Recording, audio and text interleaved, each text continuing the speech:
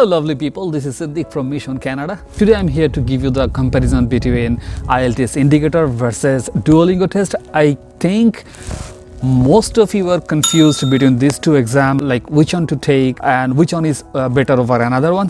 Before you proceed with this video, please stop right there and play these two videos first. So this is one video which is for the DuoLingo test, so that you can see all the basic insights about this DuoLingo test, and this is the IELTS indicator where you can see the basic insights about the IELTS indicator. I'm going to give you the comparison between both of these, and then at the end of the video I'm going to tell you which one is better according to me. Then the rest is definitely your decision, because I'm not any authority to tell you for sure this is better and this is not. No, I'm not going to do that. So let's begin with the comparison in two class. Basically, I am going to give you the similarities between them and dissimilarities between them. Then I will conclude my personal opinion. Okay, so let's go ahead with the similarities first.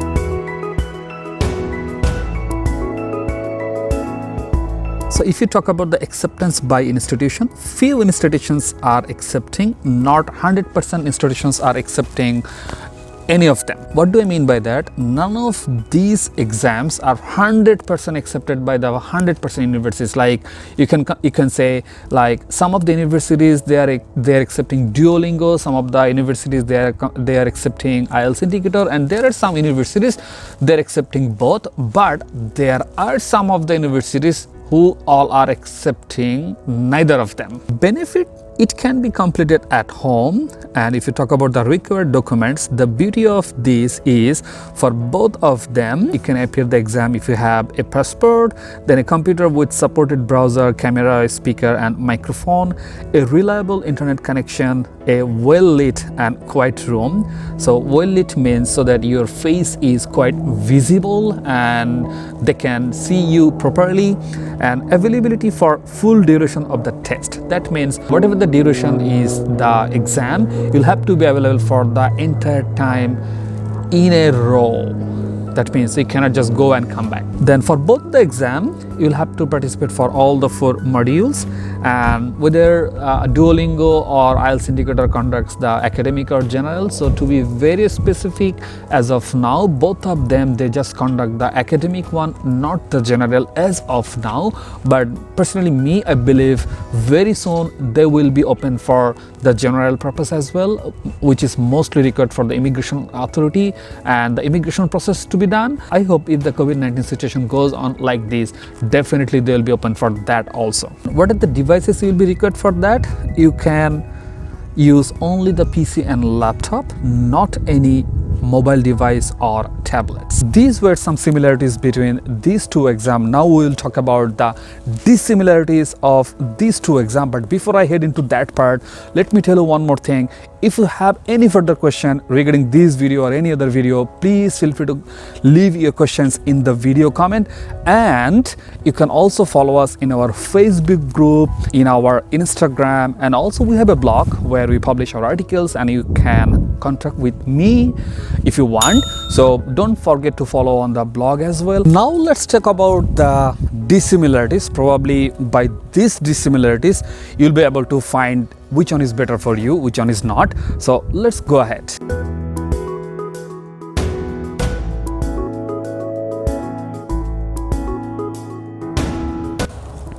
If you talk about the exam length, then IELTS indicator that will take 2 hours 45 minutes. The DuoLingo test will take 1 hour only. IELTS indicator will take 7 days to publish the result, where DuoLingo test will take 2 days only.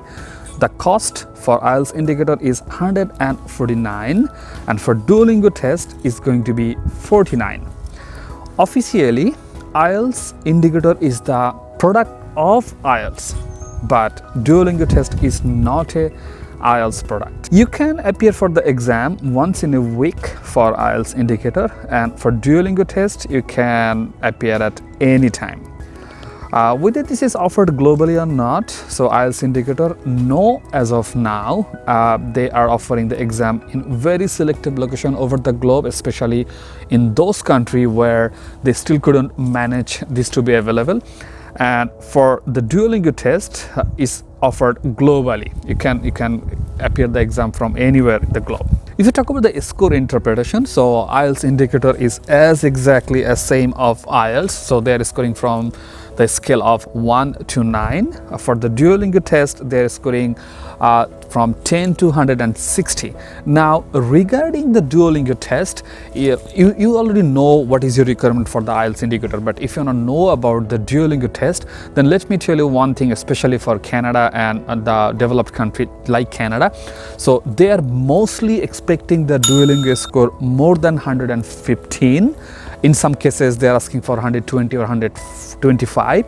In very less cases, they are asking for 110. So now you know what is called DuoLingo score versus IELTS Indicator score. For exam to be appeared, do you need the reservation? Yes, for IELTS Indicator, you need the appointment beforehand. But for DuoLingo test, no, you don't need any reservation time. You can just book the exam and you can go from there. Preparation material, as you know, IELTS Indicator is a product of IELTS, so they have got plenty of materials online so that you can go for some practice. But for DuoLingo, they have hardly any material yet, because this is completely a new concept that you can understand. And now this is the time for my personal opinion, which one I would take or which one is better according to me. Okay, so if you talk about the cost and time, yes, I would go with DuoLingo, because DuoLingo is costing me only $49 and it is taking only 1 hour to complete, and I'm getting my result within just 2 days, right? So if you consider all those things, for sure, yes, DuoLingo is the better one. There is no doubt on that. But if you talk about the sustainability or more authenticity, probably I will prefer IELTS Indicator over DuoLingo test. Why? Because if you check our previous 2 videos, DuoLingo and IELTS Indicator, we have explained this very carefully and very significantly. These exams are accepted by the universities provided that there are some conditions. That means somebody is considering it temporarily, somebody is not yet. Meaning, when all this COVID situation is over, when everything is back to the normal situation, the universities and the colleges, they reserve the right to ask the in-person IELTS test from you. Meaning, none of the exams are guaranteed for sure, but still, for the sake of argument, I can tell you personally, if you have the IELTS Indicator, since that is a product of IELTS themselves, so the universities, they may be a little bit lenient to that, not the DuoLingo test, because DuoLingo test is nothing of IELTS. They've got nothing to IELTS. And if you talk about the exam sequences or exam methods also, IELTS Indicator is very much likely and similar to the original IELTS test, but DuoLingo is completely different.